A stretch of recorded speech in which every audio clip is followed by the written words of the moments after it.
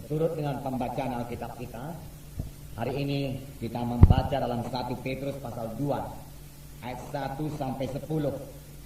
Mari kita membuka Alkitab dalam buku 1 Petrus pasal 2 ayat 1 sampai 10. Di sini nanti kita melihat apa yang perlu kita perbuat sesudah kita lahir baru, sesudah kita selamat. Mari buka Alkitab saudara, 1 Petrus pasal 2 ayat 1 sampai 10. Mari kita membacanya bersama-sama. Karena itu, buanglah segala kejahatan, segala tipu muslihat, dan segala macam kemunafikan, kedengkian dan fitnah. Dan jadilah sama seperti bayi yang baru lahir, yang selalu ingin akan air susu yang murni dan yang rohani, supaya olehnya kamu bertumbuh dan beroleh keselamatan. Jika kamu benar-benar telah mengecap kebaikan Tuhan, dan datanglah kepadanya batu yang hidup itu, yang memang dibuang oleh manusia, tetapi yang dipilih dan dihormat di hadirat Allah. Dan biarlah kamu juga dipergunakan sebagai batu hidup untuk membangunkan suatu rumah rohani bagi suatu imamat kudus, untuk mempersembahkan persembahan rohani yang karena Yesus Kristus berkenan kepada Allah. Sebab ada tertulis dalam kitab suci, sesungguhnya aku meletakkan di Sion sebuah batu yang terpilih, sebuah batu penjuru yang mahal, dan siapa yang percaya kepadanya tidak akan dipermalukan.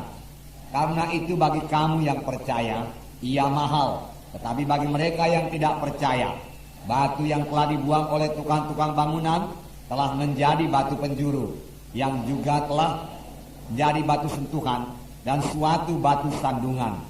Mereka tersandung padanya karena mereka tidak taat kepada firman Allah, dan untuk itu mereka juga telah disediakan. Tetapi kamulah bangsa yang terpilih, imamat yang rajani, bangsa yang kudus, umat kepunyaan Allah sendiri, supaya kamu memberitakan perbuatan-perbuatan yang besar dari Dia, yang telah memanggil kamu keluar dari kegelapan kepada terangnya yang ajaib.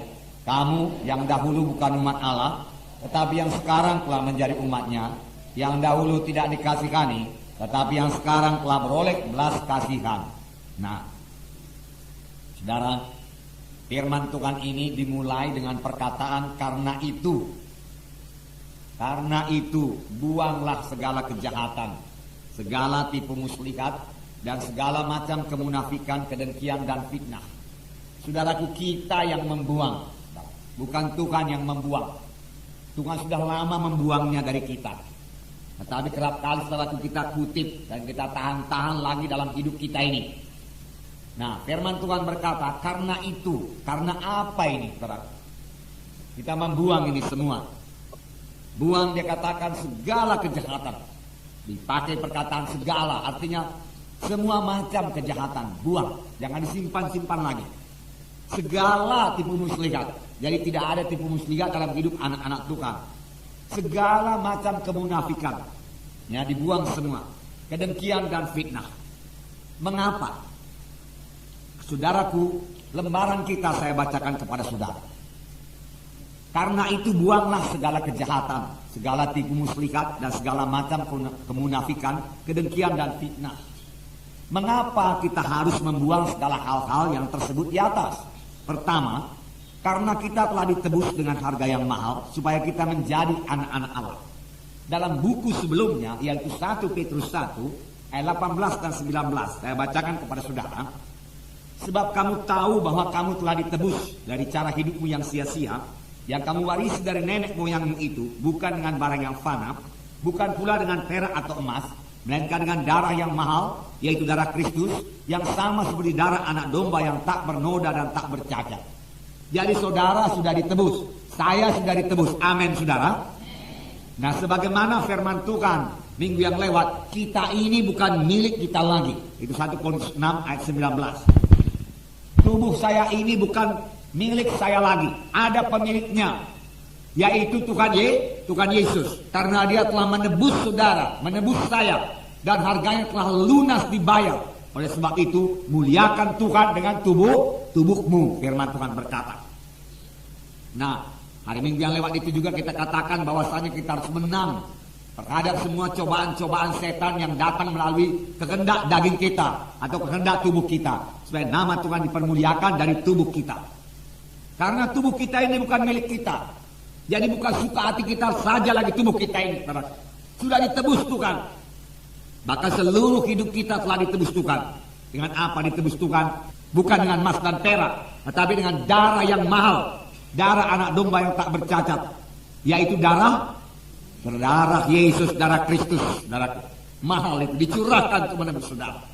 Karena itu, karena saudara sudah ditebus dan saudara sudah selamat, saudara bukan milik saudara lagi. Karena itu buanglah segala kejahatan, buanglah segala kemunafikan, tipu daya, kedengkian, fitnah, buang semua daripadamu. Dia katakan, karena hal-hal tersebut di atas itu tidak patut di dalam hidup anak-anak Tuhan. Itu bukan bahagian hidup anak-anak Tuhan. Dahulu itu bahagian hidup kita sebelum kita selamat. Nah, yang kedua dikatakan, mengapa ya kita buang segala perkara-perkara di atas itu tadi? Kedua, karena kita telah dilahirkan baru oleh firman Allah. Kita telah lahir baru menjadi kejadian yang baru. Perkara lama lenyap, jangan disimpan-simpan lagi. Perkara baru timbul. Saudara adalah kejadian baru. Amin, saudara. Ya, kejadian baru. Dalam 1 Petrus 1:23 saya bacakan kepada saudara. Baik, kita sama-sama membacanya. 1 Petrus 1:23. Mari kita baca. Karena kamu telah dilahirkan kembali, bukan dari benih yang fana, tetapi dari benih yang tidak fana, oleh firman Allah yang hidup dan yang kekal. Ya. Telah lahir baru. Jangan bimbangkan ini, saudara. Saudara sudah lahir baru. Amin, saudara. Ya, lahir baru. Apa yang melahirkan kita baru? Yaitu firman Allah yang hidup dan kekal. Buku Yohanes mengatakan dari air dan roh, dari firman Allah dan roh Allah. Sepanjang kita sudah menerima Yesus, kita menerima kehidupan. Kita lahir baru. Siapa yang memiliki Yesus, dia memiliki hidup baru sebenarnya. Siapa yang tidak memiliki Yesus, tidak memiliki hidup baru. Karena itu buang semua yang lama. Buang. Nah, karena kita sudah lahir baru, tidak patut lagi hal tersebut lengket dalam hidup anak-anak Tuhan. Buang, lepaskan. Karena saudara sanggup membuangnya. Tuhan tidak menyuruh kita suatu perkara yang kita tidak sanggup melakukannya. Kita tidak dibawa perhambaan dosa lagi. Sepanjang kita mau menolaknya bebas. Kamu akan mengenal. Kamu akan mengenal.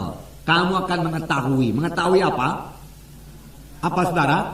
Kebenaran. Dan kebenaran itu membebaskan kamu.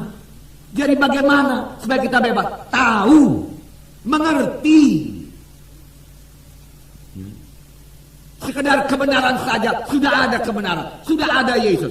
Tapi kalau saudara tidak mengetahui kebenaran itu, tidak mengetahui firman Tuhan itu, maka kebenaran itu tidak membebaskan saudara.